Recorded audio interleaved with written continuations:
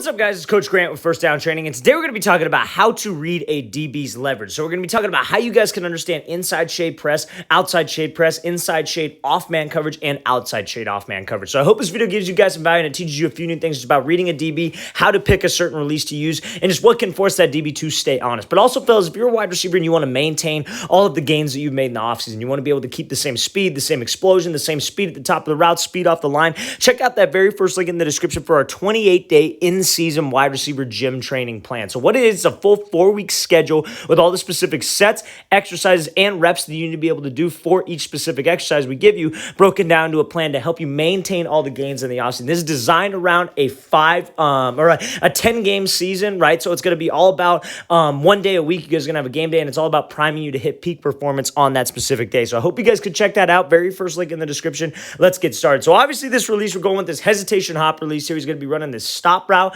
with an outside release where we talk about how you don't want to force the release and how you could pretty much go with the release based off the leverage. So when we got an inside shade DB right here, right? Why is he inside shade? He's inside shade because he wants to force you to the outside. He doesn't want to let you cross his face. So like, for example, a lot of people would think like, oh, if he has to run a dig route right here, like he has to run a post route, that this receiver should just attack his leverage and then take the inside release, right? But the problem is the second I attack his leverage, this DB is going to keep his leverage because that's what he's taught to do. When he's inside shade, he is taught, do not give up the inside. Your job is to force him to the sideline because the only help that you have is the sideline. So chances are there are probably no safeties, maybe one safety towards the middle of the field, that this guy isn't going to let you just go run over towards the middle because he doesn't want to chase you 53 yards across the field. So as a receiver, I got to understand that. My goal is to keep him honest, keep him sitting to the inside, and don't force anything. Let's take the outside release. And on a stop route, it's obviously convenient that we take the outside release because that's obviously like the better way to run a stop route. You can run a stop route with an inside release, but the outside release is obviously much better because you're selling vertical, right? So we just got to make sure that we give him something to keep him honest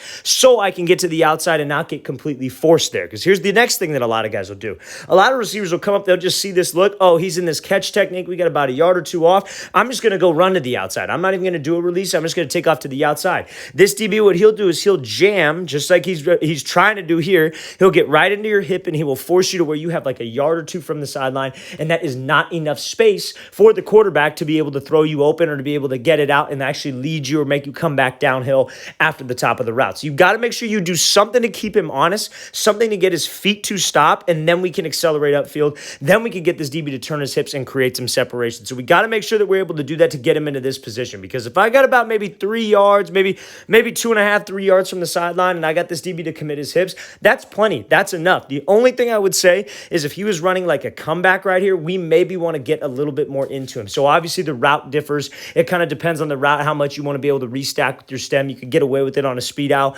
I mean, on a stop route, but on like something like a speed out or a comeback, you probably want to restack or get into this DB's hip a little bit more just to give yourself some space in order to accelerate out of the break. But that's how you can read his leverage. You got to make sure that you understand that. Now, let me ask you this. What if he was outside shade, right? So if he was outside shade, what that means is that he's probably got help to the inside, so he has no problem forcing you to the inside. He wants you to go to the inside because that's where his help is. He doesn't have any help towards the outside. He doesn't have any help. The sideline isn't going to help him in this case because his job is to keep you inside shade, right? So there's a form of man coverage with that, form of zone coverage where you'll see him outside shade. But just know that based off of his leverage, that's where he wants you to go. So we cannot force anything. Take what the DB gives me. Make sure we give him something to keep him honest, like this hesitation hop, and then be able to burst upfield and create some separation. Let's watch it again full speed. Great job giving that hop, obviously pushing up vertical and having that sudden break to be able to create some space and then come back to that ball. All right, guys, if you haven't heard, we are going to be in Las Vegas for a quarterback and wide receiver training clinic. It's an in-season training clinic, so it's all the specific things